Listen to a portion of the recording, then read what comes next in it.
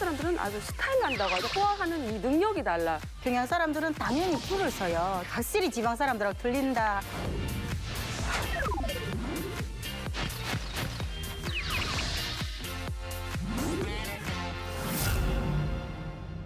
평양이란 건 조선이 말 그대로 얼굴이잖아요. 평양에 꽃제비가 있다는 거는 조선 망신이라는 거죠. 평양시에 단 한 명의 꽃제비가 없을 때까지 다 없애라고 지시를 내렸어요. 북한 평양시는요 하나의 세트 장면이에요. 김정은을 위해서 쇼가 벌어지고 있는 곳이야.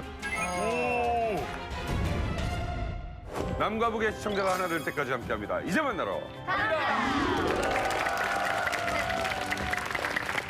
네, 영기 씨. 너무 오랜만에 오셨어요. 얼마나 기다렸는데요. 감사합니다. 우리 드라마에서 지금 아주 멋지게 나오시고 계신데 어떠세요? 지금 뭐 드라마에 출연 중에 있는데요. 많은 분들이 사랑해 주셔가지고요. 요즘에 뭐 돌아다니면 알아봐 주시는 분도 계시고 응원해 주시는 분도 있어서 기분이 좋습니다. 특히 우리 영애 언니는 잘 계신가요? 네, 잘 계시죠. 여전히 아름다우시고요. 그니까 여전히 늙지도 않으시고. 맞아. 아니 저도 같은 드라마 나갔는데 왜 저한테는 그런 거 얘기 안 해요? 저도 영애 씨랑 같이 하고 있어요. 승원이 옆에서. 그러니까 SNS를 보다가 네, 설마 이거 석천 오빠가 아닌데? 네, 가쓰고 그죠? 네 맞습니다. 전혀 아닌 것 같았어요. 깜짝 놀랐어요. 머리에 뭐가 있으면 못 알아보겠더라고요. 이몽룡으로 나오고. 예, 이몽룡 역할로 제가 다 쓰고 수염 붙이면 얼마나 남자답게요. 깜짝이야. 깜짝이야. 깜짝이야. 깜짝이야. 예. 진짜 나온다. 변덕도가 아니라 이몽룡이라는 거죠. 아 이몽룡인데요. 이몽룡이 저렇게 생겼어? 이름만 이몽룡이고요. 네, 배역 이름이 춘향이와는 아무 상관없습니다. 이영애 언니는 옆에 그냥 인형 세워놓은 것 같아요. 사람이 아니고 이영. 아 이영애 씨는 진짜 너무 예뻐서. 그 두꺼운 종이에다가 인쇄된 거 있잖아요. 사람들이 이렇게 방송 앞에서 그냥 이제 사람 연예인 앞에서 찍는 거 있잖아요. 약간 그런 거 같아요 지금.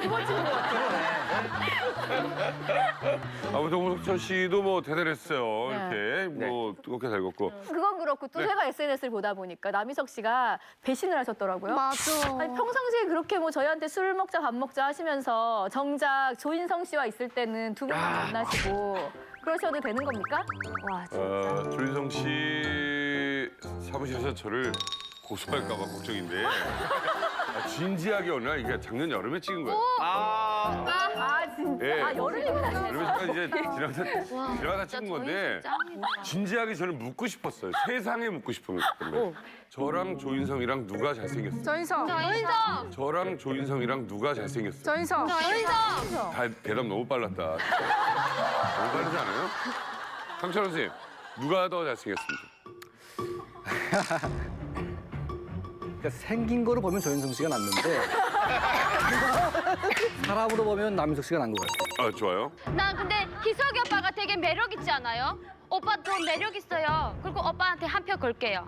결혼해야 돼. 조인성.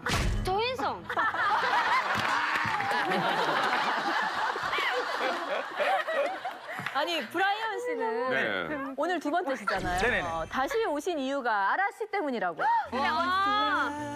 직접 가셔서 그분에게 꽃을 전달해 주세요. 눈 감고 있기. 눈 감고 있기, 눈 감고 눈 있기, 감기. 눈 감아. 옛날 프로 같아. 눈 감아. 야. 사실은 뭐 반반이죠. 뭐 아라 씨도 당연히 뭐 50%지만 그 반은 제가 여기 나와서 공부하는 기분이라서. 네. 그러니까 그거 말고 사람 중에선 아라 씨 때문인 거네요. 부인을 못하네. 네, 저도 이제는 이제 어린 나이는 아니잖아요, 또 제가 또. 그래서 근데 처음에는 네네네. 아라한테 매력이 있다. 여기 쭉 하다 보면 4주차부터는 유연주한테 딱 빠져. 유연주 짱이야. 언니. 결혼하시지 않았어요? 아이 애둘. 그거 봐요. 그러니까 나 아니. 이미 결혼하신 분들한테는 관심 없어요. 여자로 보지 말고 인간적으로 보면 제가 참 아, 괜찮아요. 그러면 저도 인간은 괜찮아요. 저는 의외로 이 여인을 만나면 만날수록 궁금해요. 누구요? 길선 우리 김희성 기자님이 젊어지셨어요. 지금 제 눈에 이분이 왜 이렇게 더 어려졌지? 이유가 뭐죠? 머리가 검어지셨군요. 색깔도 너무 자연스러워. 야, 이거 근데 실질적으로 너무 젊어 보이셔서 이건 진짜 젊은 차이야. 너무 좋아요. 얼굴이 확 갑자기 사세요. 40대. 죄송한데 그럼 누나라고 부르고 싶을 정도예요. 그렇게 불러도 돼요. 그러니까 아니 이런 분을 갖다가 세상에 어르신데 박세훈 원장이랑 다들 막 할매 그랬으니. 아, 그러게. 20년을 젊어지신 것 같아요. 엄마가 염색하니까 어떠세요? 나는 염색할 때 같이 갔었거든요, 왜? 미용실에. 뭐 있어? 진짜 한 30분 동안 고민을 했어요. 해야 되나 말아야 되나 해야 되나 말아야 되나. 아니 여사님 두만강도 고민 안 하고 넘으셨는데 염색 가지고 30분을 고민하셨어요? 근데 그 할머니라는 그 타이틀을 잃고 싶지 않더라고요, 맨 처음에는. 많은 사람들이 머리가 하얘서 좀 특이하게 봤던 것 같아요. 기억에 남죠. 네, 미용소 사장님도 예. 그러더라고요. 야, 흰머리가 좋은데, 흰머리가 좋은데. 계속 그러다 삼자회담을 한 1시간 하고서 삼자회 답을 하시고. 네. 아, 여기 용어가 참 좋아. 회담이에요. 너무 좋아요. 자, 오늘 뭐 이렇게 뭐 재밌는 일들 오늘 이만갑에서 이야기가 많이 될 것 같습니다. 기대해 주십시오. 네. 이만갑 본격적으로 시작합니다.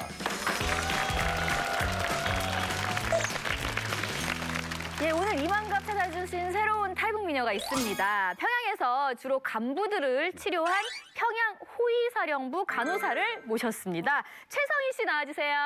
어서 오세요.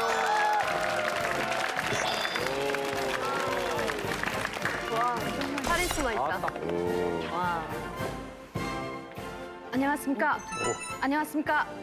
평양 허위사령부 소속 제96상군부대 170여 병원 특수과 간원 상업병사 최성익. 안녕하십니까. 저는 허위사령부 소속 병원에서 일하며 북한의 장병들을 치료했는데요. 오늘 평양에서 간호사로 일하며 겪었던 특별한 이야기를 들려드리기 위해서 나왔습니다. 기대해 주세요. 이야, 너무 이쁘신 분이 나오셨네요. 아니, 키도 크시고 아주. 키도 크시고 너무 미인이신데 근데 평양 호위사령부면 어떤 곳인가요? 한마디로 말해서 평양의 하늘이나 땅, 그다음에 금수산 기념공진이랑 그러니까 역사적 건물들 그런 걸 허위하는 걸 하고 있는 게 그 허위국의 임무예요. 예를 들면 네. 한국에는 수도방위사령부, 서울을 지키는. 네. 조금 다르죠. 왜요? 그렇지. 그러니까 평양은 이제 평양 방어사령부가 또 있고 아, 예. 허위사령부라는 것은 이제 김일성 가문을 지키는 데 중점이 되는 부대죠, 이게. 경호실 같은 거. 청와대 경호실 이런 거요?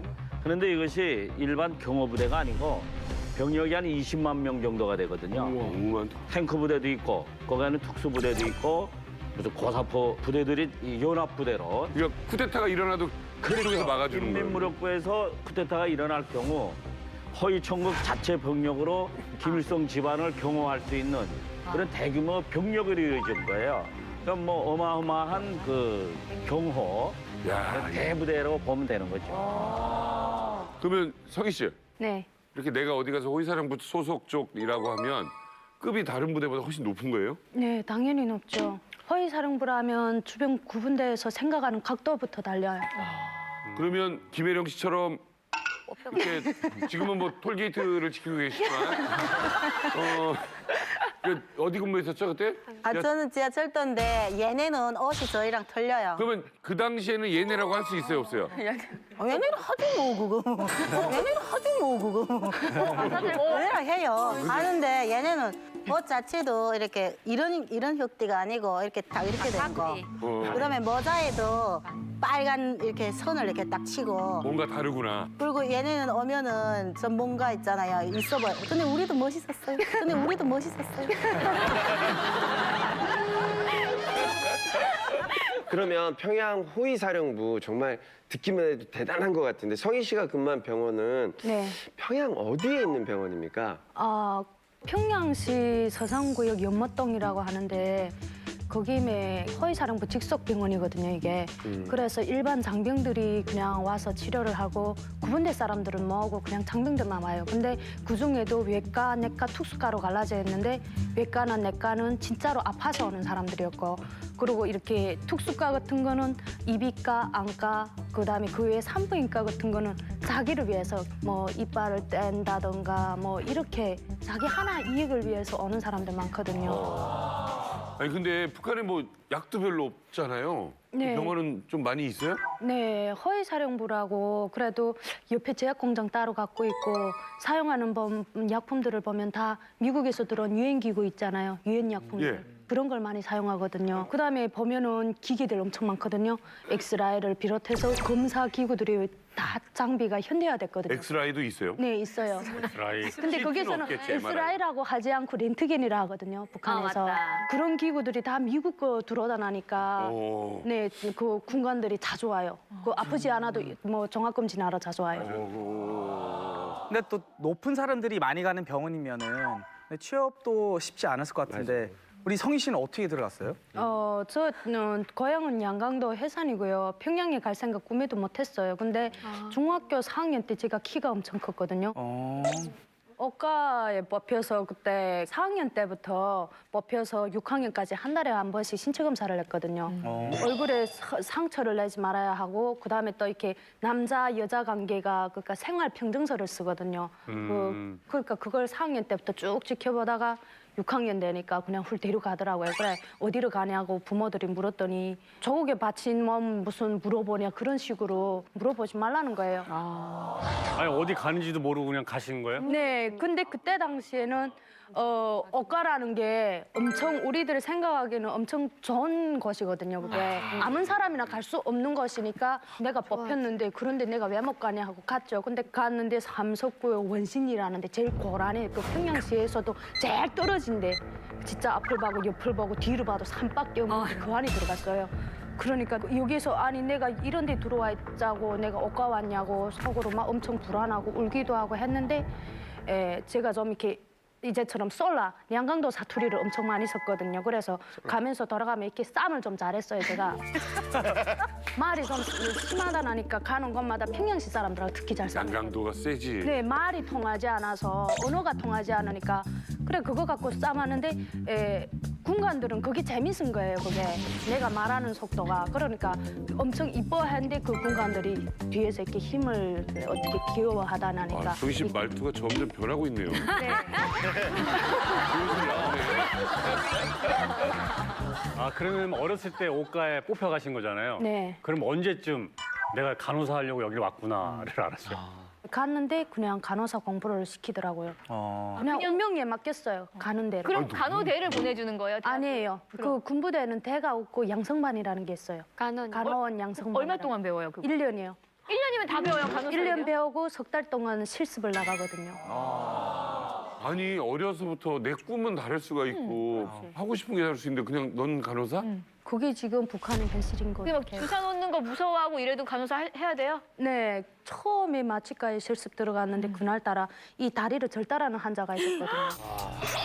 절단하면 피가 나오잖아요. 그러면 병자로 그 닦고 막 이러는데 옆에서 지금 다 닦고 지금 막 이러다가 처음에는 터비가 이렇게 살에 들어갈 때는 소리 안 나는데 뼈에 대오니까 소리가 나는 거예요, 지금.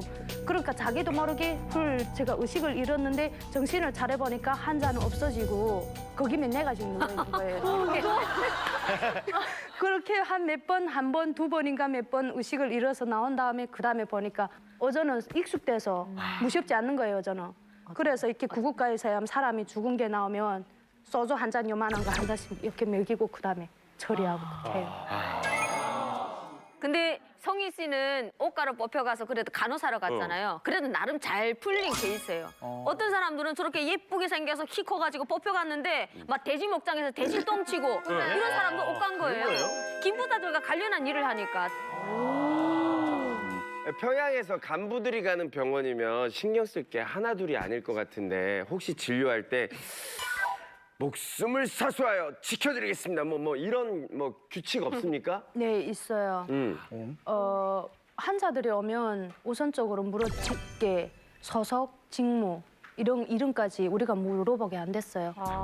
우리는 그냥 담당 군의가 치료하자는 대로 하고 너는 이래라 저래라 하면은 그저 시키는 대로만 하고 그저 벙어리 흉내만 하는 거죠. 근데 진단서는 그러니까 병력서 같은 거 그런 거는 작성해야 되니까 소속 이름을 물어보는데 그때는 다 가명을 하는 거예요. 허위사라는 게 원래 비밀 엄수가 엄청 심하고 비밀 심하지. 네, 뭐 혓바닥 잘못 놀리면 뭐 목이 날아난다 막 이럴 정도 됐는데 입 조심하고 살아야겠네. 네. 물어보지도 말고. 네, 그냥 벙어리식으로. 혹시 전화번호 주는 사람 없었어요? 그때는 핸드폰이 없어서 전화번호 저도 어떻게 그러면 사택 전화번호로 주는데 사모님이 받으면 어떡해? 사모님이 받으면 어떡해?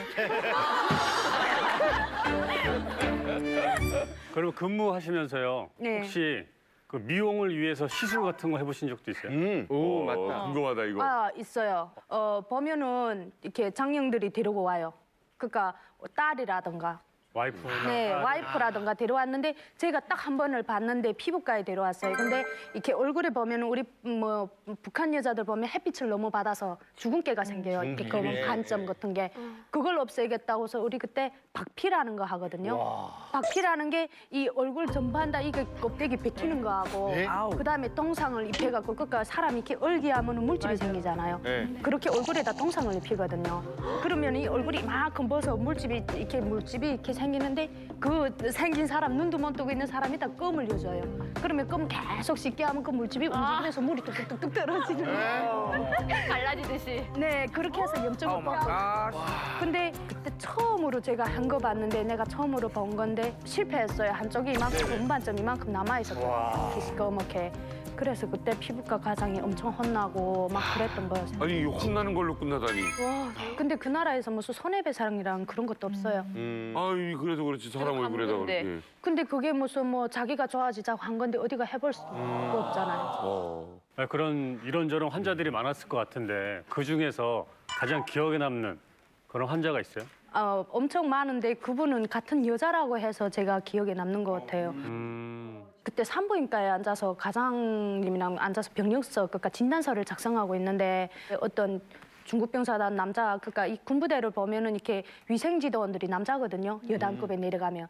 근데 그 남자가 지금 여자를 하나 이렇게 막 끌고 들어오는데 그 여자가 쏘이를 박은 여자 됐는데 겨울에 이렇게 피복 바지를 입었는데 이 밑에 지금 피가 다 흐른 거예요, 지금.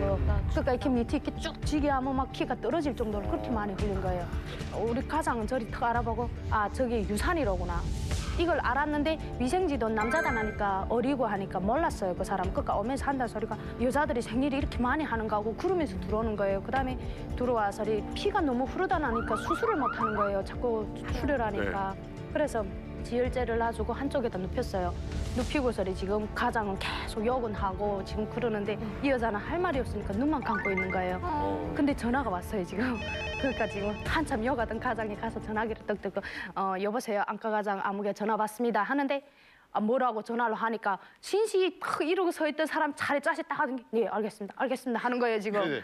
그래, 아니 왜 저러지? 하고서 나는 또 그 앞에 가서 가만히 이러고 쳐다봤는데 전화를 탁 놓더니 저기 그래도 센 사람이네 하고서 그러는 그래, 가장동지 뭐랍니까 하고 물어봤더니 지금 저보고 하는 소리가 야, 그래도 큰 사람이 저 자에 대해서 조용히 처리하라고 전화가 왔다. 그러던 게 앉아있더니 야, 내 좀 더 요가자 했더니 안 되겠구나 하는데 그다음에 수술을 했거든요. 수술을 해갖고 그다음에 거의 끝나서 내가 지금 기계를 소독하는데 박스를 2개 많은 박스를 가져오는 거예요. 그러던 게 야, 막내야, 저보고 막내야 여기 와서 네가 마음 나는 거 가지고 가라. 그래서 떡 갔는데 박스는 2개인데 한 개 박스는 저쪽 자기 책상 옆에다 놓고 한 개 박스만 떡 내놓는 거예요. 그래서 저쪽 박스 이렇게 넘겨다 봤는데 그쪽에 담배, 그때 고양이 담배하고 전지 담배가 비싼 거거든요. 전지 담배하고 고양이 담배하고 술이 있었어요, 그쪽에. 그리고 이쪽에는 순 간식하고 사이다, 배사이다. 그 평양에 배사이다하고 사과 사이다 엄청 많이 나오고. 서영희 씨도 저 고양이 담배가 탐이 나는데. 네, 그게 돈인데. 그걸 팔아요. 근데 음식은 먹으면 끝이잖아요. 근데 그거는 그 팔면 돈이거든요. 몇 벌이나 되는데. 그래, 그걸 가졌으면 해갖고 쳐다봤는데 그건 아예 뚜껑 닫아놓고 열지도 못하게 하고. 그래서 할 수 없이 이쪽에 나와서 음식을 몇 개 가져갔어요. 그거라도 뭐 챙기면 먹지 못할 것 같아서. 그래, 그 먹는 덕으로 이 비밀은 지켜줬어요. 근데 정당에 보니까 그 여자를 조용히 감정서, 의가사 제대로 보내더라고요. 그러면 여기 간부들의 비밀 지켜주면 이 일 말고 또 다른 성을 많이 받았을 것 같은데 혹시 그때 당시에 그래도 약간 색다른 거 먹었다는 게 망고라는 거. 우와. 망고를. 저기 수입 과일이잖아요, 망고라는 게. 북한에서 망고? 처음에 그걸 먹을 줄 몰랐거든요. 제가 처음 봤으니까. 네. 근데 껍데기를 보면 딱 감처럼 생겼어요. 네. 그래 나는 감도 껍데기채로 먹잖아요. 네. 그것도 껍데기채로 먹는가 해서 그래도 약간의 의심성은 생겨서 처음 낯선 가이라 통과는 못 먹고 그 끝에서부터 삭삭삭삭 이렇게 긁어가는데 맛이 없더라고요. 맛가 덥죠. 네, 그래서 쭉 뺏겨서 먹으니까 맛있어서 그렇게 먹는 줄 알았어요. 성희 씨, 네. 한국 온 지 얼마 됐다고요? 몇 달 됐어요. 혹시 큰 병원을 가본 적 있어요? 큰 병을 서울 의료원 어땠어요? 이렇게 한국의 병원 보니까? 그때 당시 허위국병원이 제일 낫다고 생각했는데 아니에요. 그래요? 네. 예, 우리 성희 씨 여기 언니들도 많고 친구들 많으니까 좋은 교제하시기 바랄게요. 이제 온 지 4개월이라서 네. 우리 대한민국에 많은 오빠들 생겼으니까 편하게 얘기 나누시죠. 열렬히 환영합니다.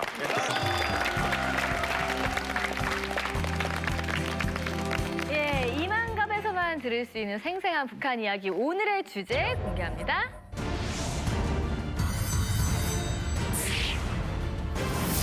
전격 해부 2017 평양의 두 얼굴.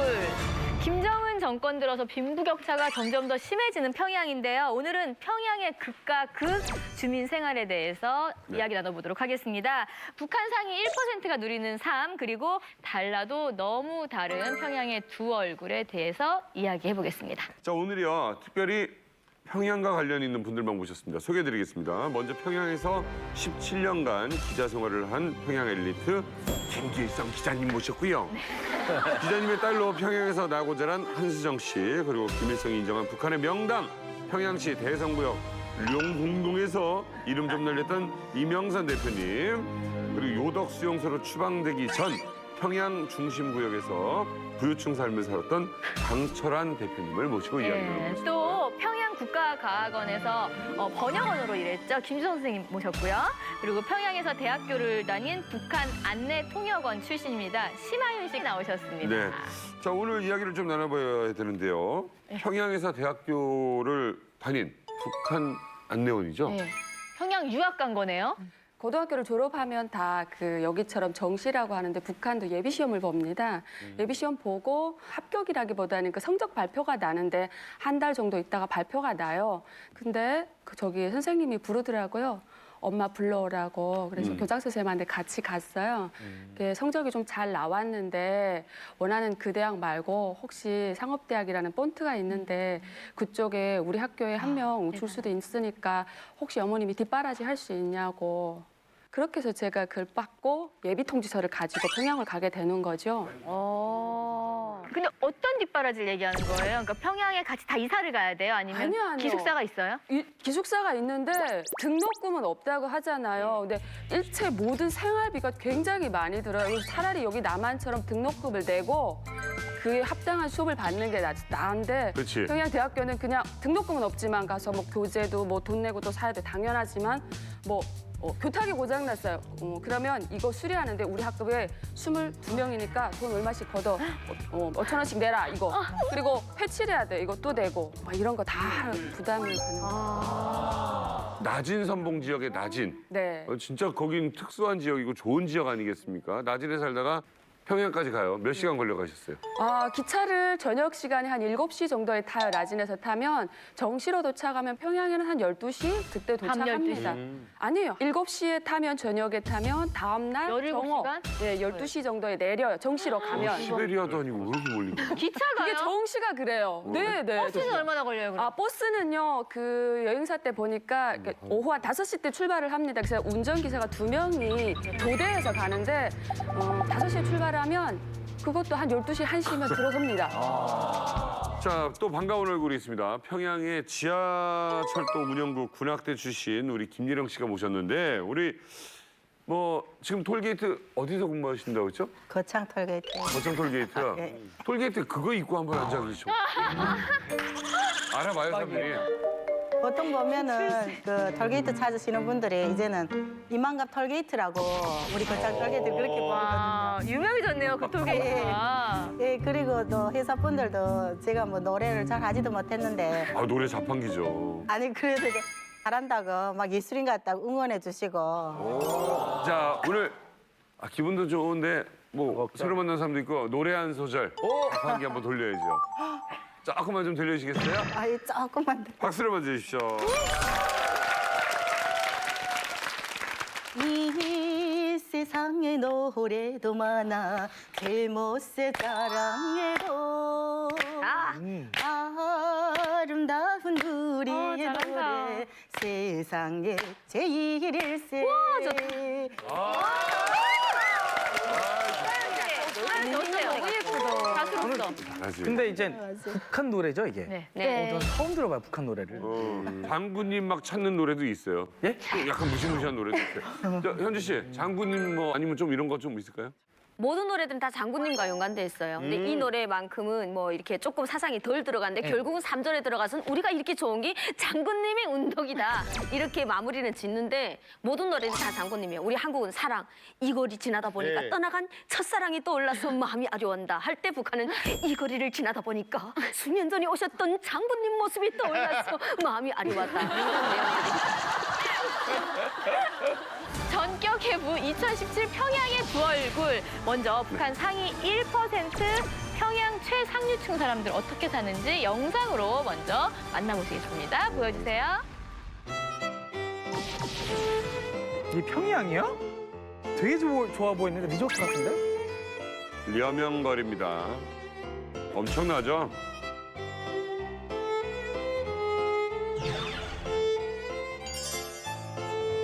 와 대박이다. 우와. 평면 TV가.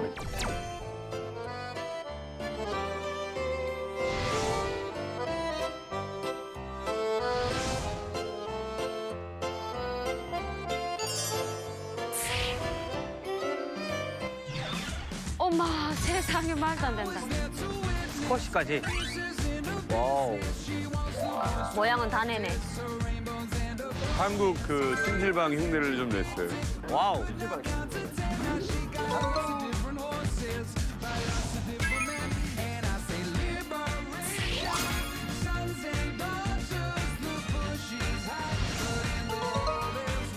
마트가 그렇게 많아요?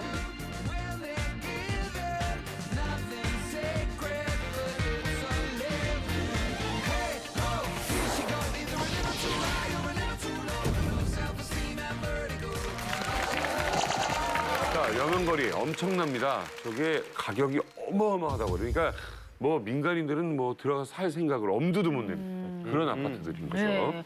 브라이언 씨 어떻게 보셨어요? 저는 보면서 평양이 무슨 리조트인 줄 알고 한번 가보고 싶은 마음도 있긴 하지만 뭔가 숨겨진 것들이 있을 것 같아가지고 무서워서 못 갈 것 같아서. 자, 김 선생님. 네.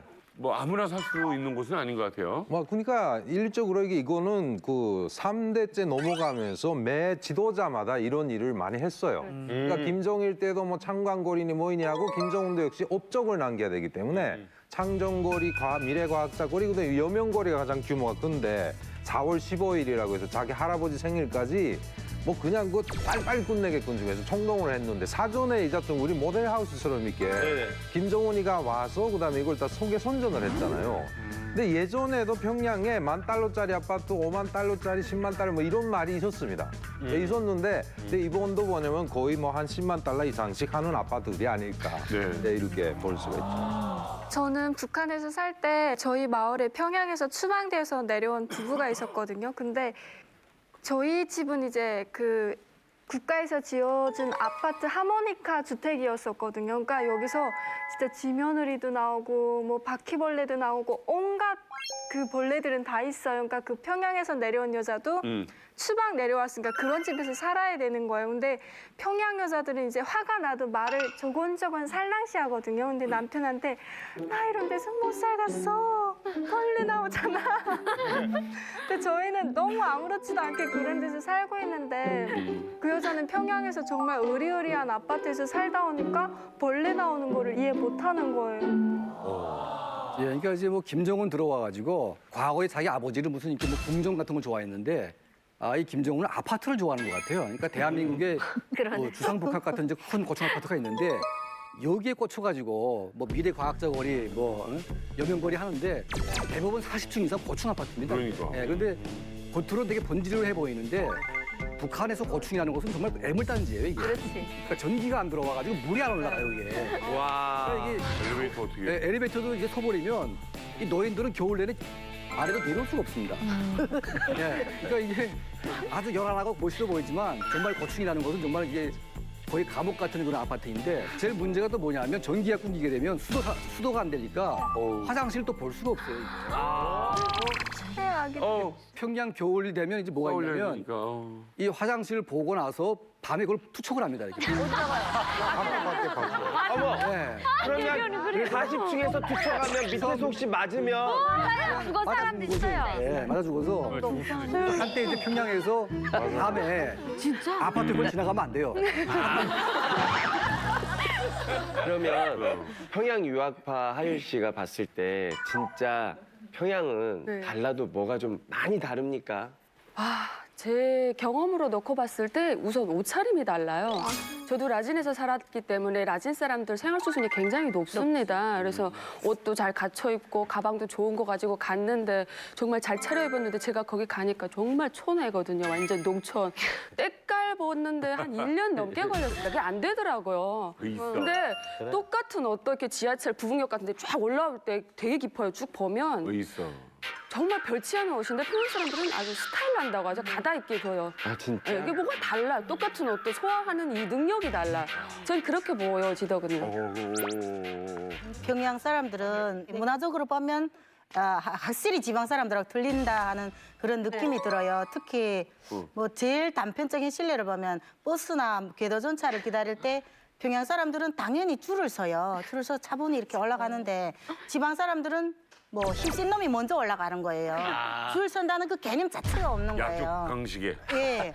그리고 한 번은 제가 근무를 서는데 그 에스컬레이터를 탈 때도 사람들이 조용히 지금 기다리고 있어요. 막. 근데 그 가운데서 야 얘야 하고 막 소리를 지르면 누가 막 오는 거예요. 근데 그때 딱 보니까 반가운 생각 그런 거보다 막 쉽게 말하면 막 창피하고 팔리고 있잖아요. 현숙 씨, 평양 사람은 뭐가 달라도 달라요? 아니 우선 키 차이가 있더라고요. 키 차이가 있는데 왜 나는 분명히 그래도 나도 뭐 그만하면 지방에 조금 컸는데 키가 차이 나요. 그럼 왜 키가 차이 나고 물어보니까 그 평양 사람들은요 유치원 때부터 이렇게 키 큰 거 우유를 먹고 살결이 달라요. 그리고 말씨가 조곤조곤한데 내 같은 거는 말이 투박해요. 그러니까 여반한테 우리 친척아이가 여반이 조그만한데 내보고 야 양강도 감자 촌빠 왔다니까 얼마나 짠 야이 애가 너무 놀라지. 아니 진짜 어머 너무 막 화가 불어나 치미는 거예요. 그러니까 내 자신이 그렇게 말하고도 막 부끄러워요. 막 차이가 그렇게 해서 차이가 나는 거예요. 그러니까 한 번에는 권한행군식에 장사를 갔는데 우리 고모네 집에 갔는데 북한 전역 이상 다 굶어 죽어 가지 않나요? 그런데 애완용개를 키우는데 그때 내가 처음 평양은? 애완용개를 봤어요. 그래. 아이, 고모, 이게 뭐니까, 개라는 거. 아이, 이렇게 생긴 개새끼 뒤는 가니까. 진짜. 그래, 위성하는 거예요. 어머나, 이 세상에 기차다. 걔인데 이름을 붙여줬는데, 우리 위성이랑은 사람 이름이에요. 근데 걔인데다가 사람 이름을 붙여줬고, 굶어 죽어가는데 소고기 이름이에요. 개로. 북한에 있을 때 이제 평양에서 고모네 딸이 왔어요. 근데 미키마우스 가방을 딱 들고 왔는데 너무 예쁜 거예요. 그래서 언니 이거 지 가방 날다 이랬거든요. 근데 안 돼 이러는 거예요. 그래 세상에 부름없어라 가방이랑 바꿔자니까 그거는 네가 가져 이거 지 가방은 안 돼 미키마우스야. 그래 지 가방 달라고 엄마 보고 막 이렇게 저러던 때인데 지 가방이네요. 네, 지 가방이라 했거든요. 근데 너무 예뻤어요.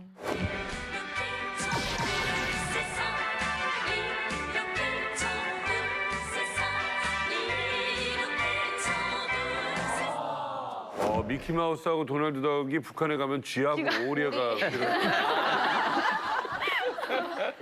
지금 이렇게 평양 얘기를 들어보니까요. 뭐 나름 도시적이고 럭셔리한 것 같은데 우리 기자분 김기선 님이 보시는 평양을 어땠는지 어떻게 기억하고 계신지.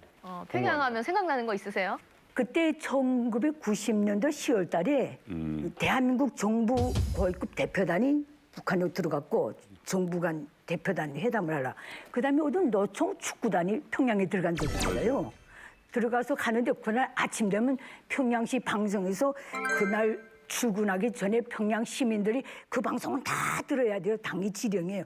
남조선 노동자 축구단은 어느 코스를 통해서 몇 시에 대동강을 건너 몇 시에 옥류교를 지나서 김일성 광장을 몇 시에 통과하는데 이자들을 보면 열렬히 환영해야 된다 웃으면서 이제는 같은 계급이다 해가지고 환영해야 된다.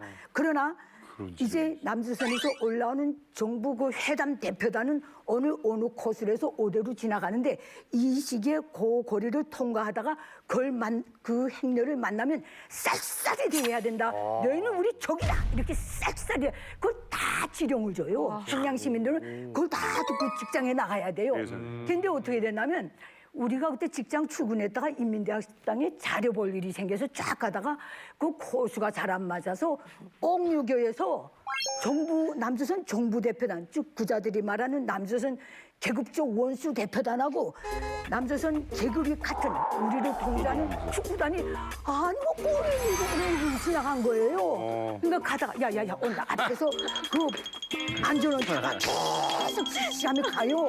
그럼 야 온다 저건 우리 대표단이지 저거 정부다 쌀쌀이 하고 다 이렇게 하고 가는 거예요. 그다음 또 지나가면 저건 뭐예요 축구단 쫙 하는 거예요. 우리도 그거 하고서 너무 우습고 하도 호탈해서 별일이 다 있지. 저는 이제 그때 10대 학생 때였으니까 이제 저희 반에 이제 그 평양 사람들은 다 알 거예요. 아마 1학년생이라는 이제 텔레비전 연속극이 있었거든요. 그때 당시. 근데 그때 그 재수역 하는 그 친구가 이제 저랑 한 반에서 공부를 했었고. 근데 이제 또래구나. 예, 그 재수가 참 잘생겼거든요. 그 남자가. 근데 우리 반에 이제 제일교포 친구가 있었는데 걔랑 이제 연애를 했었어요. 그때. 네, 근데 이제 북한에서는 연애라고 하면은 이게 썩어 빠진 뭐 수종주의, 자본주의, 날라리 바람이라고 해가지고 못하게 하거든요. 그거를 아예. 어머나. 근데 이제 얘네는 그 서로 몰래 이제 하다가 이제 좀 대담해져가지고 수업 시간에 막 이제 쪽지 던지면서 서로 연애하고 그 한 반에 있었으니까 그러다 이제 선생님한테 걸려가지고 진짜 그날 밤부터 한 2, 3일 동안 밤에 집에도 안 보내고 걔네 둘 비판서 씌우고 우리 학급 전체 다 그냥 모여가지고 대사상투쟁회를 했거든요. 둘이 사귄다고? 연애를 했다고. 진짜 인간 살 곳 아니네요. 네. 인간 살 곳 아니에요. 저희는 진짜 그 남녀 사이 뭐 그런 거를 그런 감정 모르고 살았어요. 그래. 그 옛날 일인데 뭐 옛날도 아니죠. 80년대지만은 대학생 때 어떤 일이 있었냐면 평양에 옥류관 냉면이 유명하잖아요. 근데 일단 옥류관은 크긴 큰데 평양 시민뿐 아니라 지방 사람들도 꼭 견학 코스가 돼 있어가지고 점심에 그 냉면을 먹으려 지방 사람들은 한 2시간 정도 기다려야 돼요. 그러니까 이건 냉면을 빨리 먹어야 되는데 하고 궁리를 하다가 친구들끼리 우리는 솔직히 제일교포다 보니까 일본을 살다 왔잖아요. 그러니까 평양에서도 뭐 일단 뭐 이런 브랜드 입고 다니고 머리는 펀치 파마라고 그때 당시 유행했었어요. 막 이렇게 꼬실꼬실하게 해서 올백을 쫙 넘기고 그렇게 하고 있다가 옷차림은 필견 다르기 때문에 북한 사람들이 절대 하면 안 될 첫 번째 일이 뭐냐면 이게 김일성 배지 떼면 안 돼. 근데 그것만 떼면은 외국 사람인 것처럼 행세를 할 수 있잖아요. 관광객. 네, 그래서 외국 사람들은 그냥 들어가는 거예요. 네, 국내 사람들 그래서 친구들 맺지 3명이 모여가지고 야 떼자. 그러니까 몰래 떼가지고 일본 사람 행세를 해가지고 들어갔죠. 들어가서 프리패스로 들어가서 외국인 접대를 받는 겁니다, 일단. 네. 하다가 이 바보 같은 놈이 한 놈이 있다가 마침인데 식초하고 간장이 이게 테이블에 있는데 식초가 간장이 없었던 거예요. 그러니까 무의식결에 나온다는지 일본말로 해야 되는데 여기요 간장 없어요 이렇게 된 거죠. 북한의 외국인들은 그냥 혼자 자유롭게 뭐 행동을 못 하고 안내라고 칭하는 보이부 사람들이 따라 같이 밥 먹고 있어요. 그러니까 그 사람들이 눈치가 오죽이나 발발해요. 또 보다가 저건 뭐야? 그게 끌려간 거죠. 그래서 그 모란각에 있는 보이지도들이 가지고 있는 사무실이 있어요. 거기 들어가서 너네 누구냐 대라. 네. 전화 한 통이면 너네 바로 그야 국가수사로 해서 너네 체포해 간다. 뭐 해가지고 그다음에 이실직고로 해갖고 야 제발 좀 살려달라고. 그대로 들어가면 태학군이 아니죠. 정치범이에요 이거. 됐으니까. 배치됐으니까. 그래서 그때 결국은 어떻게 하면 좋겠냐. 그러니까 그때 김정일이가 돈일을 얼마나 좋아했는데 돈일 담배 때문에 막 간부들이 너도 나도 돈일 하면서 막 랜드마크를 외칠 텐데 돈일을 갖다가 결국은 그때 한 3번인가 4번을 사다가 죽었어야 살아났다. 아이고. 평양에서만 있을 수 있는 냉면 먹겠다고 목숨 잃을 뻔했던 그런 일이죠. 저는 이제 평양 하면은 뭐 김일성, 김정일, 김정은이 떠오르는데 그럼 우리 하윤 씨는 그 평양에 계시면서 저는 길거리 나가면 그냥 김부자를 쉽게 볼 수 있다고 생각하는데 혹시 보신 적 있어요? 예, 김일성을 본 적 있습니다. 그래서? 예, 김일성을 본 적 있습니다. 진짜? 죽은 김일성을 봤습니다. 아. 예. 제가 그 군수행 기념공전을 처음으로 이렇게 또 갔는데 그 김일성을 죽은 걸 봤거든요. 근데 들어갈 때 그 이렇게 이 먼지도 빨아들이고 또 이 신발에 묻은 흙을 막 솔 돌아가면서 빠는 데 있어요. 근데 대학생들은 여름에 이 저고리 한복을 입어요. 하얀 치마 저고리를. 제 고름이 좀 길었어요. 근데 그게 치마가 기니까 빨려 들어가는 거예요. 그래가지고 고름이 쏟아졌어요. 어떡해요? 그랬더니 막 당황했죠. 검정이 묻고 그랬더니 그 옷가로 나가신 여성분들이 머리를 아주 예쁘게 우아하게 한 분들이 가져다가 다림질 싹 해서 어느 순간에 이렇게 친절하게 다 꿰매서 주세요. 그때 되게 신기했어요. 저는 김일성 사망 연결식에 참가했었거든요. 우와. 그래서 김정일이하고 김경일을 볼 수 있겠다 생각했는데 연구차가 지나갈 때 울어야 된다. 아마 수령님 하면 울려고 딱 준비하고 있었어요. 근데 연구차가 갑자기 훅 지나가 버리는 거예요. 그래가지고 울어야 되는데 울 상황이 안 된 거예요. 그래가지고 얼떨떨해서 했는데 한 군인이 아이고 수령님 하는 바람에 또 옆에 사람들이 같이 뭐 울먹이는 사람 막 이렇게 있었는데 그때 김경희는 분명히 봤거든요. 썬팅한 차에 그 한복 그 까만 그 복장하고 예, 눈물을 훔치면서 그래도 김경희는 너무 확실하게 싹 지나가는 거 봤는데 김정일은 못 봤어요. 저는 김일성을 한 2번은 아주 지근거리에서 봤고요. 김정일이 탁구 치는 걸 한번 본 적이 있어요. 되게 독특한 거 보셨네요. 이거 진짜 어려운 건데. 김일성에는 대박인데요? 제가 인민학교 3학년 때인가 봤어요. 그때는 요고리에서 봤거든요.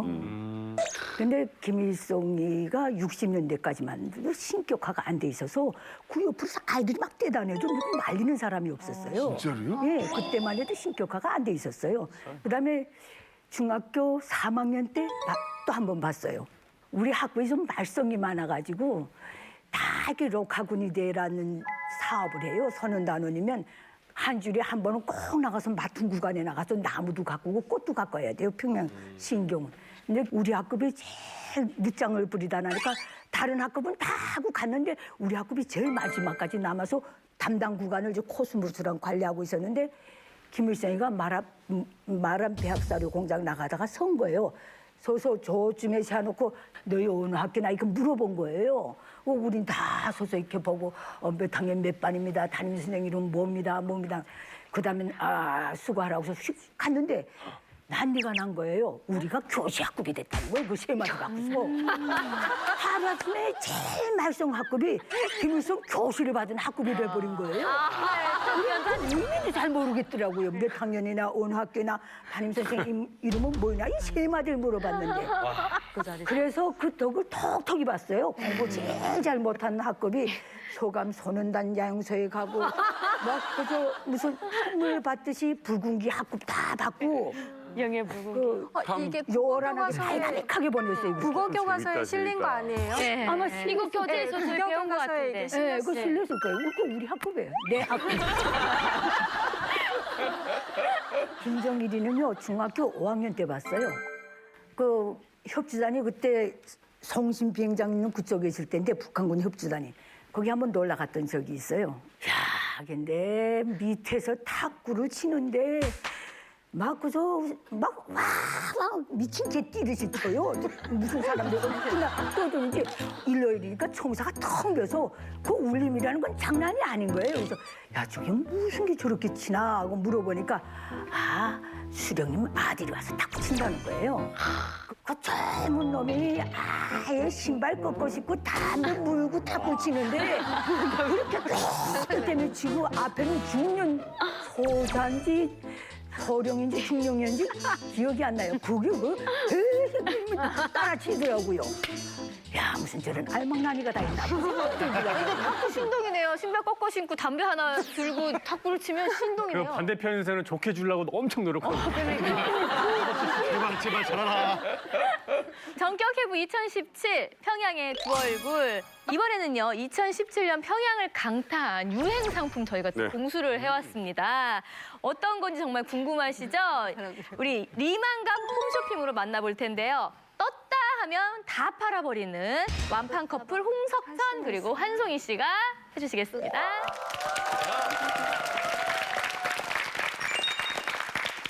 여러분 안녕하십니까? 리만갑 홈쇼핑 쇼호스트 홍석천.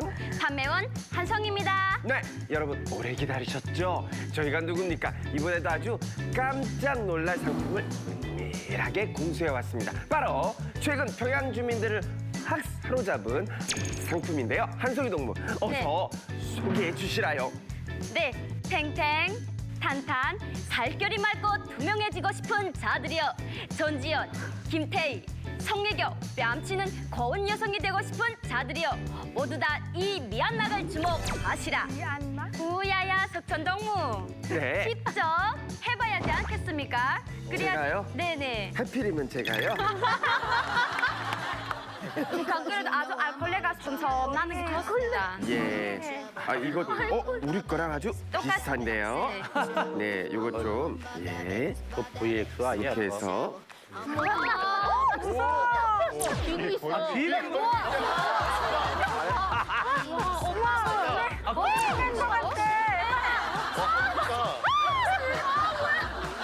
아니 송이 동무 네. 요거 귀까지 관리가 되는 게 딱 내 쌀이야요. 아이고 참. 그리고 잠깐 얼굴에 붙였다 뗐는데 마치 세수한 양 윤기가 쫙 돌면서 어머 내 피부가 다시 태어난 것 같지 않습니까? 석천동무. 네네네 요게 남으면 말이죠. 네. 요거를 이렇게 저는 뒤로 이렇게 붙이면 됩니다. 아니, 석천동무도 평양산 미얀막에 푹 빠졌지 말입니다. 예. 그래서 지방에 있는 저도 한 번 못 써볼 정도로 평양 고운 여성들의 마음을 훔친 으뜸이기 상품입니다. 어머나 세상에 여러분 지금 주문량이 아주 폭주하고 있습니다. 정말 빨리 하시라요. 자 송이동무 평양을 강타한 다음 상품은 뭡니까? 일하다 스트레스 받을 때, 아내와 싸워 화해하고 싶을 때, 시원하고 상쾌한 맛을 느끼고 싶을 때, 떼기식 깡통 맥주 주목하시라.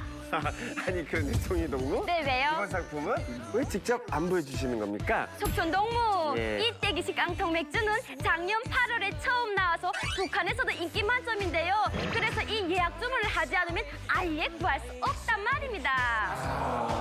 대신 제가 병맥주를 준비했는데요. 아 요거 말입니까? 네. 송이동무 네. 우리가 안 마셔볼 수는 없지 않겠습니까? 그럼요. 예. 아 소리부터 역시 맛있어입니다요. 네. 아, 먹고 싶다. 오 색깔이 야. 건배. 네. 소리 나야 되는데. 원샷. 오. 한 모금만 먹는 거를 왜? 성이야, 다 먹.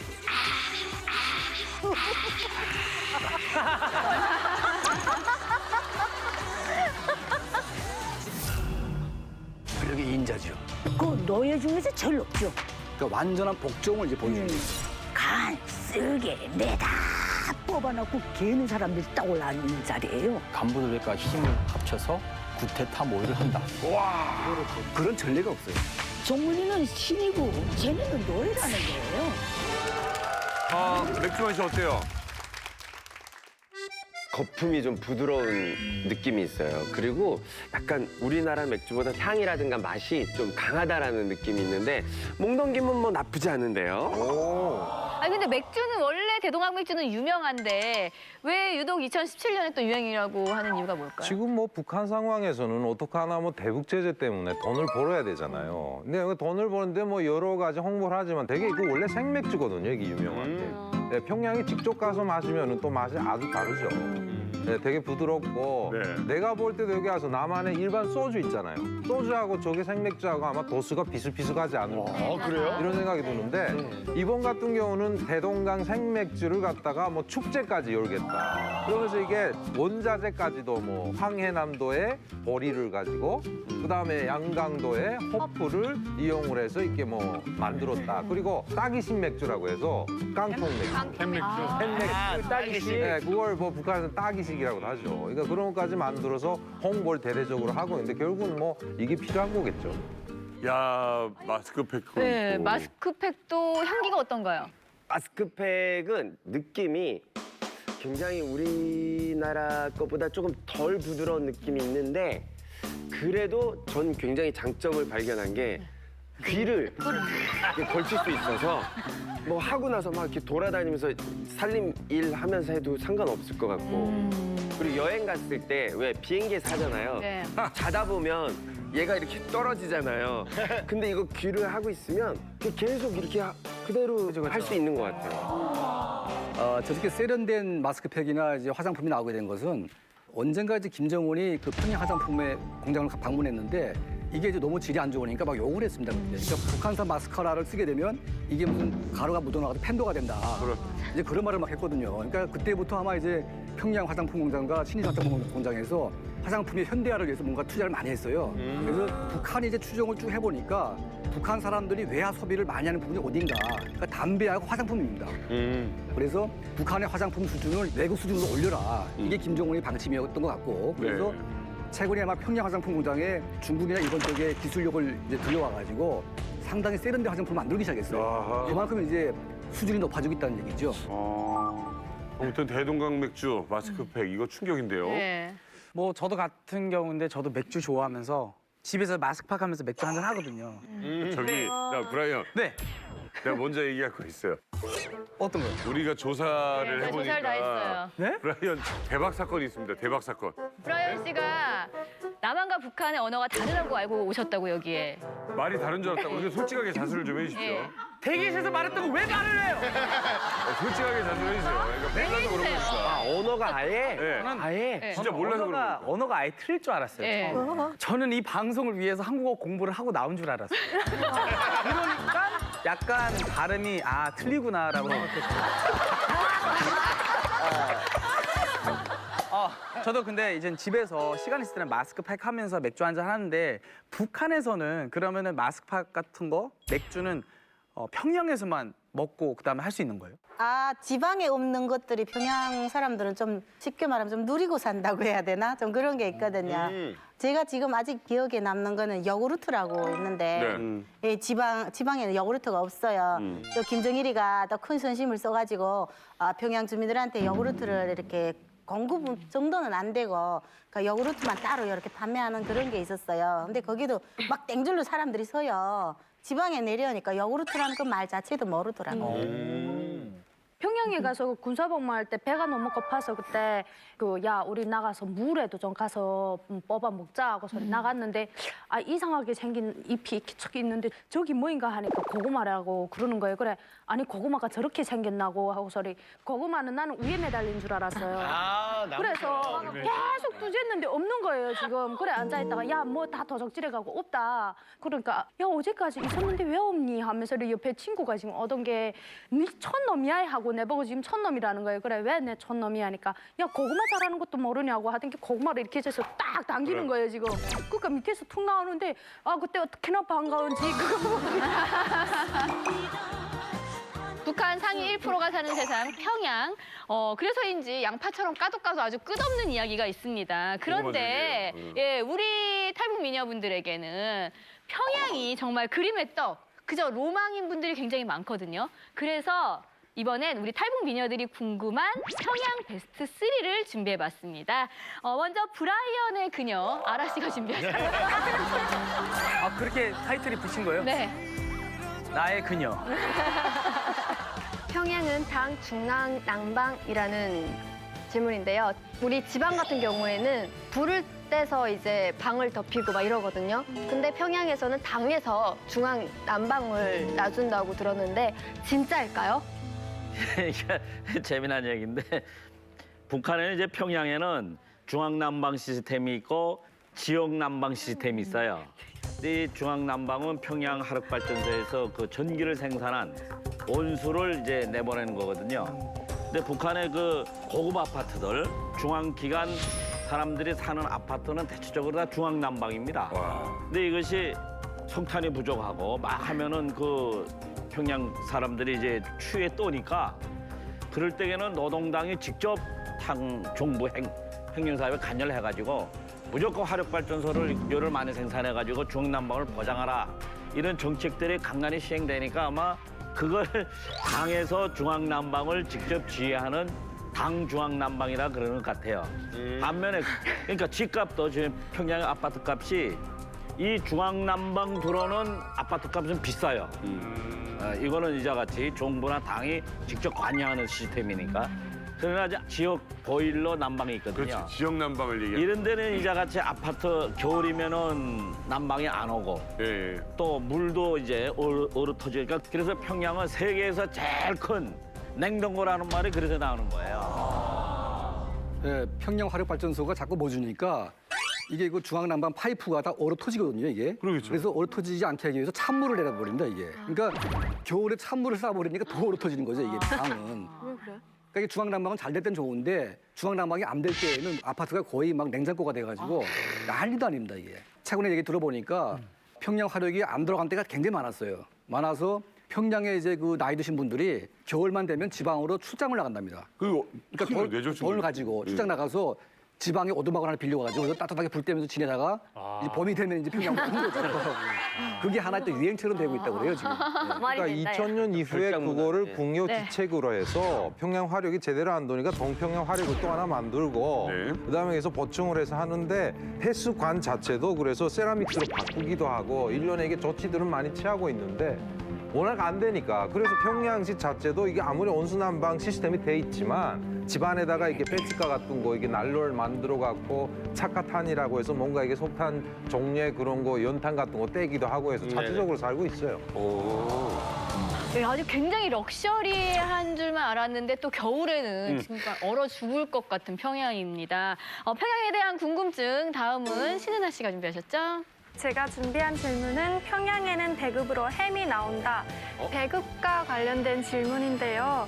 다른 지역은 이미 다 배급이 중단되어가지고 장사를 안 하면 거의 못 살 정도거든요. 근데 평양은 심지어 배급으로 햄까지 나온다고 해요. 그래서 정말 김길선 기자님, 평양은 배급으로 햄이 나오나요?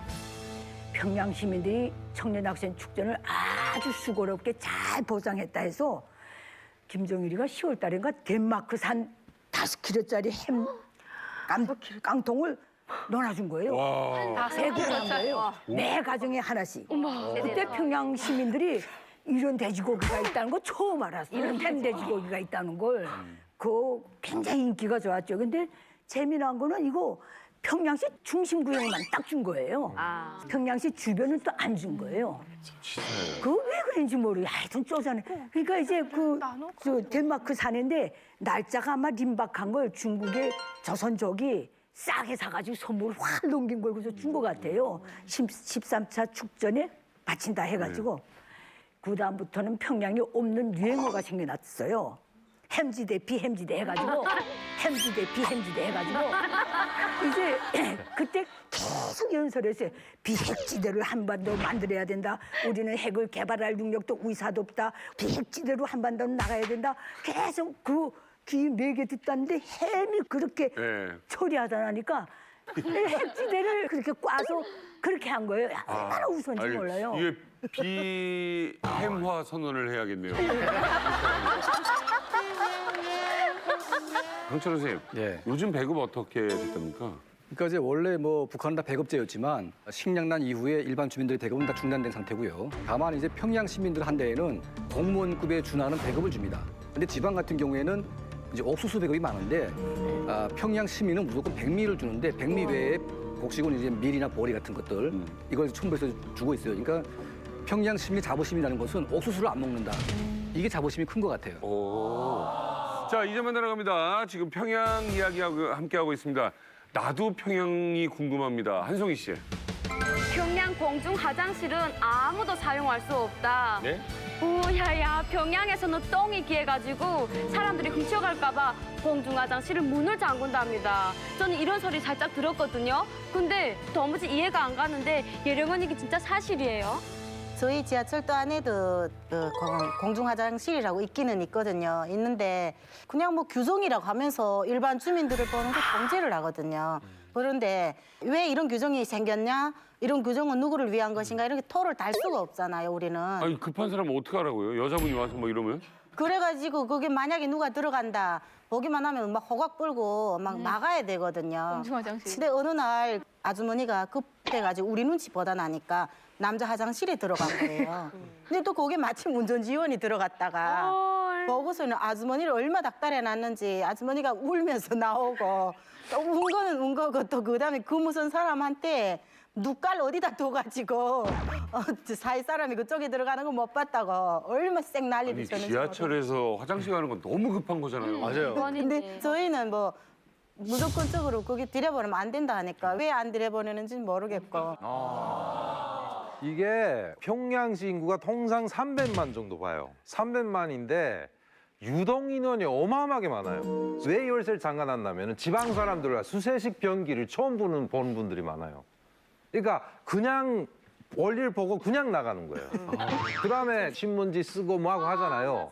그거 그냥 거기다 버려. 그러니까 그다음에 뒷청소는 꼭 관리원들이 해야 되는데 이게 어마어마한 일이거든요. 이게. 그러니까 못하니까 결국은 아예 잠가놓는 경우가 있고. 그래서 평양 사람들은 애초에 뭐냐면은 화장실을 나갈 때 아침에 출근할 때 보고 가거나 이거 적절하게 하고 그다음에 지방 사람들도 가끔 보면 그렇게 야박하지 않아요. 그 1층에 사시는 분들께서 좀 화장실 좀 빌립시다 하면 빌려주는 사람도 있고 그러니까 그것도 적절하게 했는데 지방 사람들은 워낙에 헤매다 보니까 해동비다 보니까 그런 경우가 있는데 수세식 있어봤자네.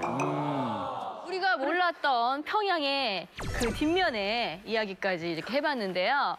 평양은 정말 두 얼굴의 도시인 것 같습니다. 이번에는요, 여기 계신 또 평양 출신 분들에게는 평양이 또 그립고 그리운 정말 고향이잖아요. 네. 그래서 이번에는 고향 땅 평양에서 있었던 추억의 이야기 잠깐 해볼까 합니다.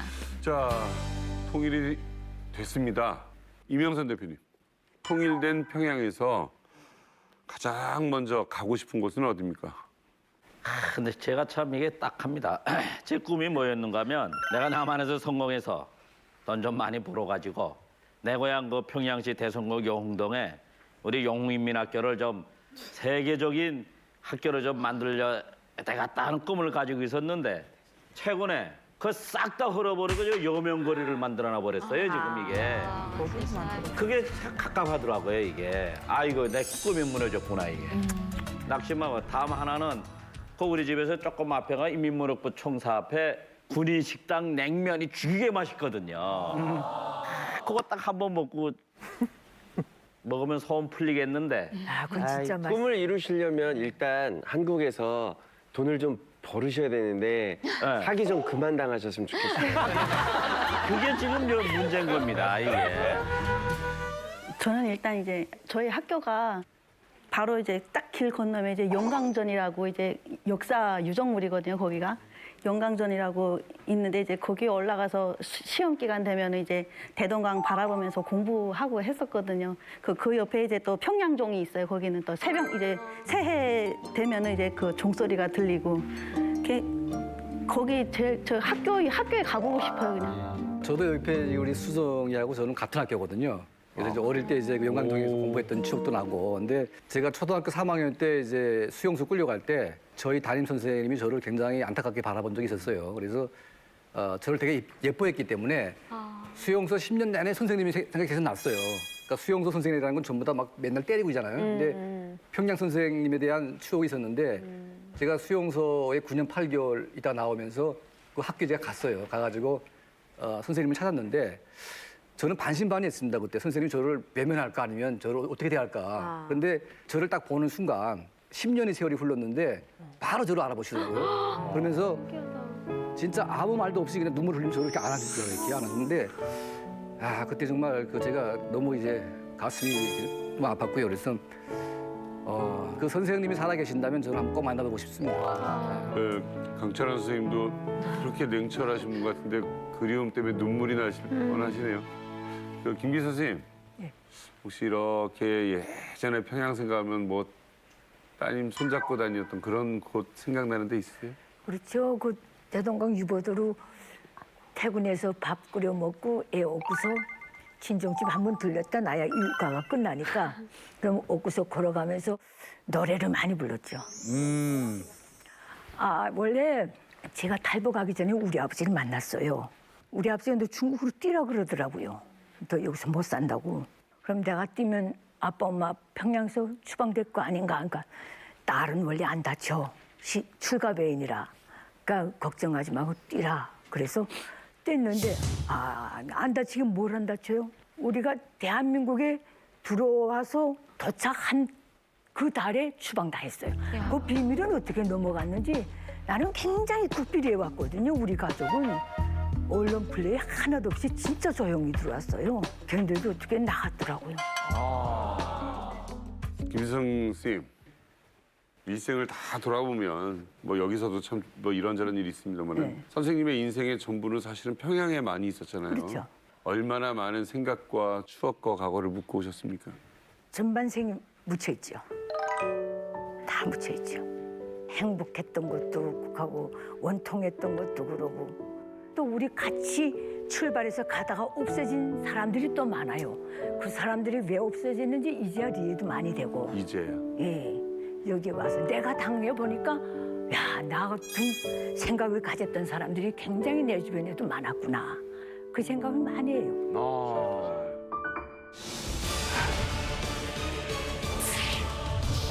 그 어디에서도 들을 수 없었던 1급 정보. 북한 뉴스 속 뒷이야기들을 파헤칩니다.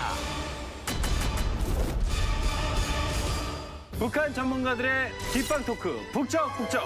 북한 전문가들의 깊이 있는 시각으로 북한에서 가장 이슈가 되는 뒷이야기를 나눠보는 이만가의 야심찬 코너입니다. 북적북적. 오늘도 세 분의 전문가 모셨습니다.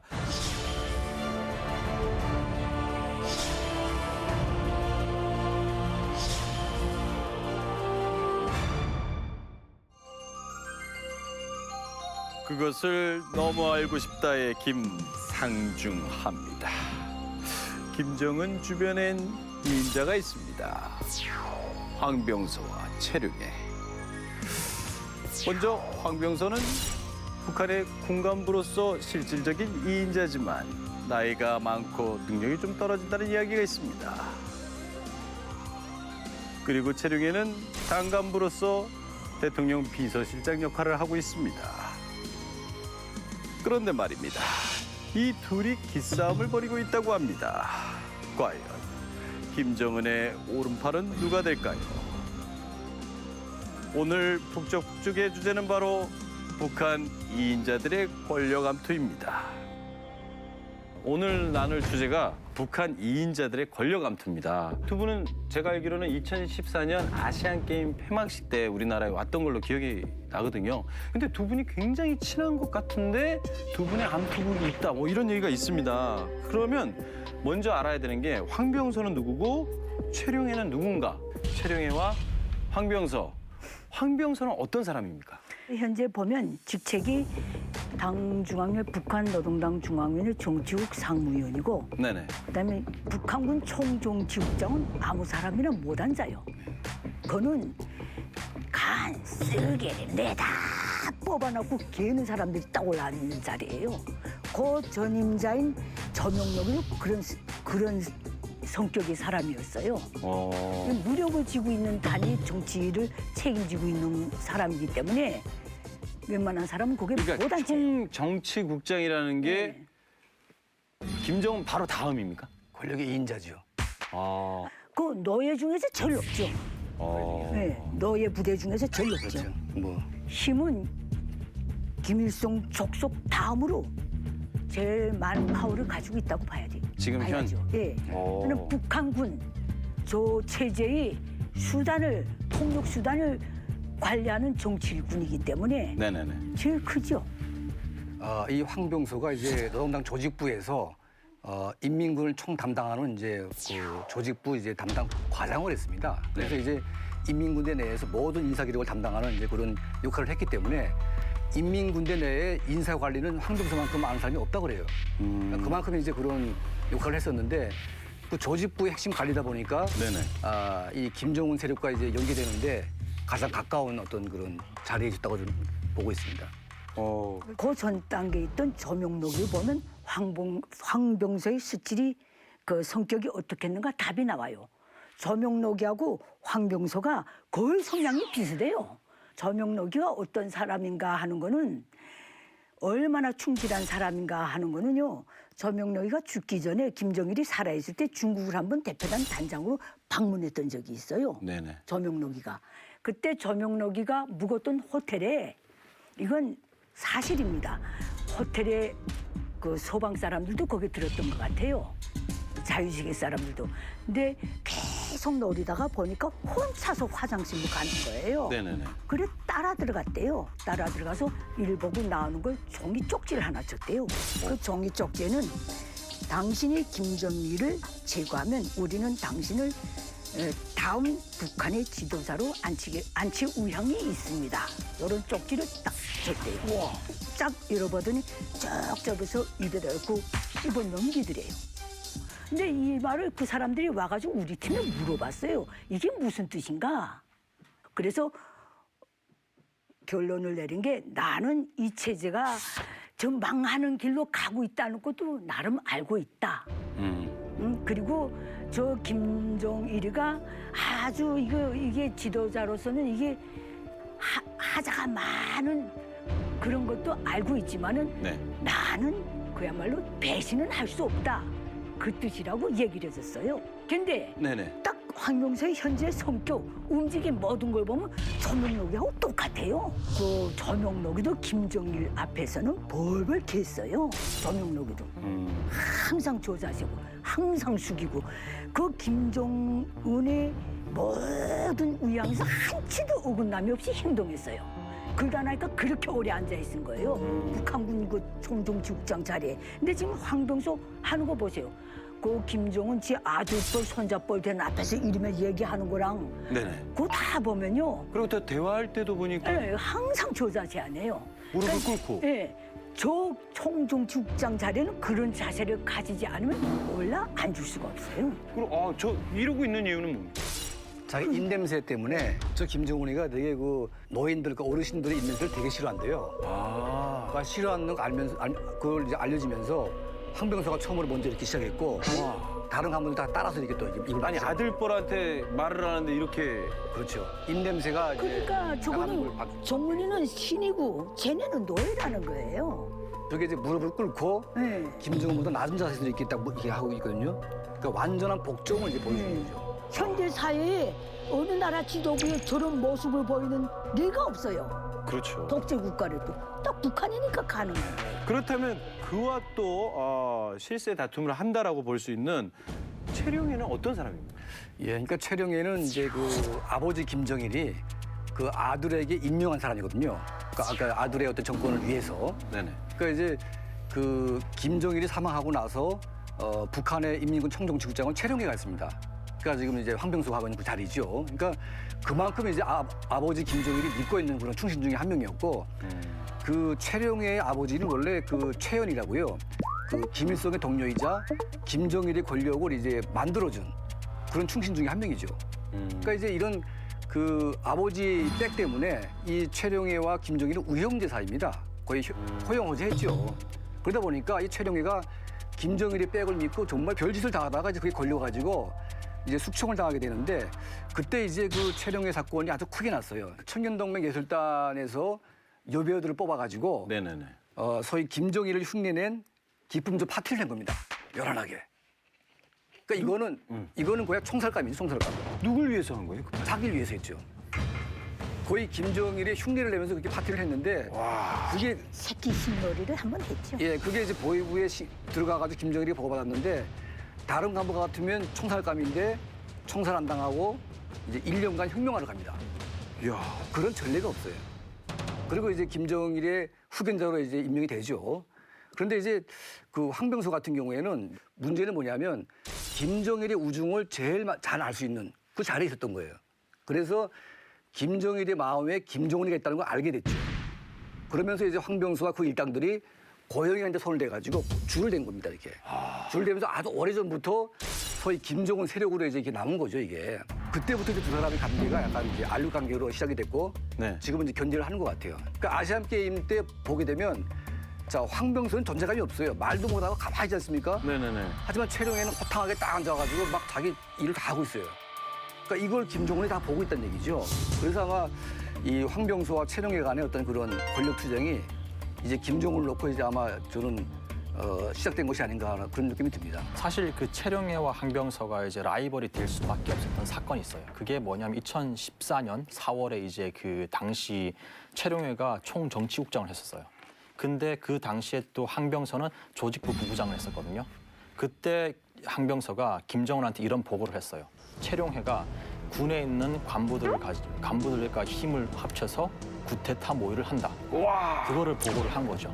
황병서가? 그렇죠. 황병서가요. 그러니까 최룡해를 끄집어 내리기 그렇죠. 위해서 그렇죠. 모함을 한 거죠. 그러다 보니까 그렇게 모함을 한 당시에 최룡해는 이제 자리를 잃고 총정치국장의 자리를 황병서가 이제 꿰찬 거죠. 여기서 잠깐. 그러면 과연 김정은은 황병서와 최룡해 중에 누굴 임자로 앉힐까요? 이것이 궁금해졌습니다. 정말 적응이 안 되네요. 이제. 그래도 어쨌든 괜찮아요. 감사합니다. 아 근데 과연 누가 2인자가 될까요?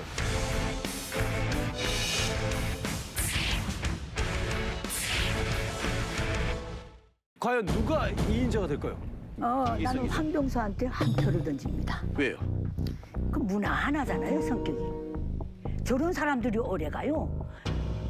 최룡해는 저런 성격이 못 돼요.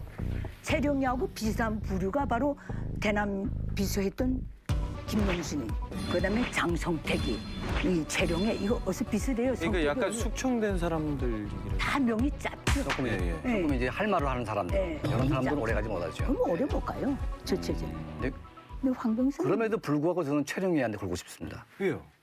그러니까 이제 그 황병서 같은 경우에는 그 제가 보건대는 중국의 나라를 망쳐먹은 십상시라고 있지 않습니까? 내식으로. 그러니까 황병서가 노는 게 딱 내십니다. 그리고 아주 간신배. 황병서가요? 예. 그러니까 인민군 총정치국장을 하면서 인민군 고위 간부들이 무더기에도 처형당하고 있는데 단 한 명도 이 사람이 살리지 않았어요. 그래서 지금 군대 내에서는 이 황병서가 정말 왕내시에다가 정말 이거는 비굴하게 짝이 없고 정말 이제 그는 아주 나쁜 놈이라고 소문이 나 있는데 그 대신 최룡해는요 강단이 있어요. 그리고 이제 자기가 끌어왔던 리영길 청참모장 이 사람이 이제 과도하게 자기 행사를 하다가 그 보위부에 걸려가지고 처형장으로 끌려가고 있는데 최룡해가 나서가지고 리영길을 이제 살려달라고 막 부탁을 했습니다. 김정은한테. 그래서 이제 최룡해는 뭔가 이제 할 말을 하는구나. 그러니까 이런 것 때문에 이제 북한의 간부들은 최룡해를 또 신뢰를 하는 거죠. 그러니까 이거는 이제 변화가 있다는 거네요. 그렇죠. 그러니까 권력의 최고핵심을 끌어올렸기 때문에 제가 보건대는 지금 그 김정은에게 가장 필요한 사람은 최룡해라고 저는 보고 있어요. 자 그렇다면 이용석 씨는 어떻게 생각합니까? 그러니까 저는 이제 개인적으로 최룡해가 끝까지 살아남을 것이다 그렇게 생각합니다. 왜냐하면은 그러니까 사실 최룡해는 이제 김정은에게 액바지 무녀 같은 그런 존재예요. 왜냐하면은 북중 관계가 안 좋을 때 그 최룡해가 김정은의 그 의중을 가지고 중국에 가서 시진핑을 만났어요. 그 말은 뭐냐면은 최룡해는 김정은의 의중을 김정일이 시켜서 하는 게 아니라 김정은의 의중을 잘 파악하는 것 같아요. 하지만 제일 중요한 건 우리나라에 어떤 영향을 미치느냐 이게 제일 중요한 내용이거든요. 그래서 이용석 씨는 어떻게 생각합니까? 그러니까 사실 이제 김정은 정권에서 이제 최룡해하고 지금 황병서가 경쟁을 하잖아요. 근데 최룡해는 이제 당을 대표를 하고 황병서는 이제 그 군을 대표를 하죠. 근데 두 사람 간의 경쟁은 한마디로 단순해요. 누가 김정은의 의중을 가장 잘 파악을 하느냐. 오른팔. 그렇죠. 그렇게 했을 때 예를 들어서 이제 김정은이 판단하에 이제 이러한 돌파구가 국제사회와의 대화가 아니라 오히려 군사 쪽에 더 의중이 있다. 그러면 황병서가 캐치를 하겠죠. 그렇죠. 그래가지고 이제 대남 도발이라든지 미사일이라든지 핵 그런 실험을 더 하겠죠. 근데 김정은의 의중이 이제 도발을 통한 이제 돌파구가 아니라 국제사회와의 대화를 통한 돌파구라 그러면은 아마 최룡해한테 힘이 더 실리겠죠. 왜냐하면 최룡해 같은 경우는 국제사회 많이 다니거든요. 그러니까 이제 이게 황병서가 위험한 게 지금 김정은의 이제 무절제한 이 폭주가 지금 제멋대로 이루어지고 있는데 이걸 누군가는 안 된다고 말을 해야 되거든요. 근데 황병서는 말을 안 하기 때문에 김정은이 마음대로 지금 핵실험하고 미사일 쏘지 않습니까? 이런 것들이 결국은 북한을 굉장히 위태롭게 만드는데 이걸 합리적으로 최룡해가 나서서 이걸 안 됩니다 말을 해주게 되면 처음에는 막 죽였지만 최룡해는 죽이지 못할 거예요. 그래서 아마 최룡해가 좀 더 이제 힘을 가지면 김정은의 폭주는 좀 이렇게 제어하지 않을까. 저는 그런 예상을 좀 해보게 됩니다. 아무 영향도 없다고 봐요. 아무 영향도 없다고 봐요. 대한민국에. 왜냐하면 황병서도 그렇고 최룡해도 그렇고 김일성 족속이 지구 흔드는 폐일 뿐이에요. 아, 네. 힘이 없다. 네, 힘이 없어요. 그러니까 변화가 절대 되지 김일성 족속이요, 않는다. 대체적은. 예. 그렇기 때문에 외교적이 필요할 때는 외교 능력이 좀 있고 인지도가 있는 거 너 나갔다 오라 하면 나갔다 오는 거고 그러나 누가 황병서가 나서든 최룡해가 나서든 아무 영향이 없어요 대한민국에는. 근데 약간의- 누가 올라앉아서 더 좋고 누가 올라앉아서 나쁘다 이런 공식이 성립될 수가 없어요. 그러니까 이제 그게 이제 아버지 김정일 때에는 약간 그 김정일이라는 사람은 전문가 그룹의 의견을 잘 들었어요. 네. 그러니까 이 말이 맞아요 사실은. 맞는데 이 김정일이라는 사람은 전문가 그룹을 다 무시하고 자기 멋대로 하고 있어요 지금. 그러니까 이제 전문가가 이렇게 합시다 하게 되면 그 말을 안 두고 막 해버리다 보니까 지금 결국은 지금 북한이 궁지로 지금 내버리고 있는 거 아닙니까 지금. 그래서 저는 제가 보건대는 과거의 잣대보다는 지금 김정은의 행태를 좀 봐야 된다. 그래서 이제 이 독주가 누군가가 안 막으면 파국으로 갈 수가 있고 이걸 잘 주시 못하게 되면 대한민국이 피해를 볼 수 있다. 저는 그래서 이거를 좀 우리가 잘 지켜봐야 한다는 생각을 하고 있습니다. 저는요 이런 생각을 한번 해본 적이 있어요. 둘 중에 하나가 권력을 잡으면 한 사람은 피해를 보기 때문에 그 사람이 우리나라에 망명을 하게 된다면 과연 어떻게 변화가 될 것인가? 최령이가 오면 정말 큰일이 일어나는 거죠. 어떤? 그러니까 이제 그 항일 빨치산에 기둥 같은 사람이 빠져나오기 때문에 이거는 북한 정권의 완전히 상징성이 무너지는 거죠. 국민들한테도 굉장히 흔들림이 되겠네요. 그러니까 김정은 본인은 지금 항일 빨치산 볼주도 아니에요, 이 사람은. 그러니까 엄마가 제일 교포이고 백두혈통이라고 말을 하고 있지만 혈통도 아닙니다, 이 사람이. 그런데 진짜 혈통은 최령해거든요. 네네. 최령해가 만약 돌아서서 대한민국으로 온다. 이거는 정말 북한 정권의 완전 멸망 같은데 그런 얘기가 쉽게 말하면은 기와집에 대들보가 하나 빠지는 거예요. 그렇게 했을 때는 이제 그 기와집이 이제 무너지게 되는 거죠. 무너지죠. 사상 누각이죠. 그러면은 김기성 기자님한테 여쭤보겠습니다. 황병서가 만약에 목숨이 위태로워서 한국으로 망명을 하게 된다면?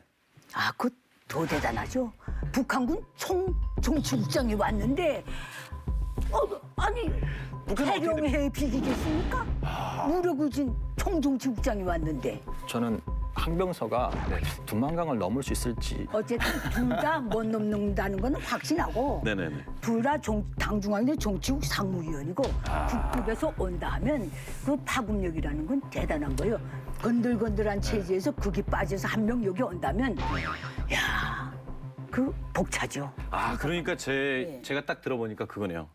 둘 중에 한 명만 넘어와도 그 체제는 무너질 수 있다. 예, 둘 중에 한 명만 거기서 모해를 꾸며가지고 체제를 뒤집어 엎을 수도 있죠. 이야. 어쨌든 김정은의 남자, 과연 오른팔이 누가 될지 무척 궁금합니다. 영화 올드보이의 대사 중에 이런 말이 있습니다. 오른팔, 누구냐 넌? 그런 거 잘 몰라요. 북적북적 마치도록 하겠습니다. 어쨌든 적응은 안 되네요. 근데 재미나요. 감사합니다. 자, 이제 만나러 갑니다. 이제 마칠 시간이 됐습니다. 전격해부 2017 평양의 두 얼굴, 평양의 뒷이야기까지 이야기해봤는데 우리가 생각했을 때 그래도 평양 사람들은 좀 그래도 편하게 살지 않을까 했는데 겉은 편안해 보였지만 속으로는 다 똑같이 힘든 삶을 살고 있는 것 같아서 정말 안타깝습니다. 네, 정말 뭐 이렇게 오늘 이만가보면서 떠오르는 단어들이 참 그런 거였어요. 빛 좋은 개살구, 뭐 분식 회계, 뭐 빈수레가 요란하다, 뭐 이런 거가 자꾸 떠올랐습니다. 그래도 우리 통일돼서 우리가 한번 가서 냉면 먹어보고 대동강 맥주 거기서 곧바로 나온 거 한번 먹어보고 싶은 마음이 있습니다. 이제 만나러 갑니다. 다음 시간에 뵙겠습니다.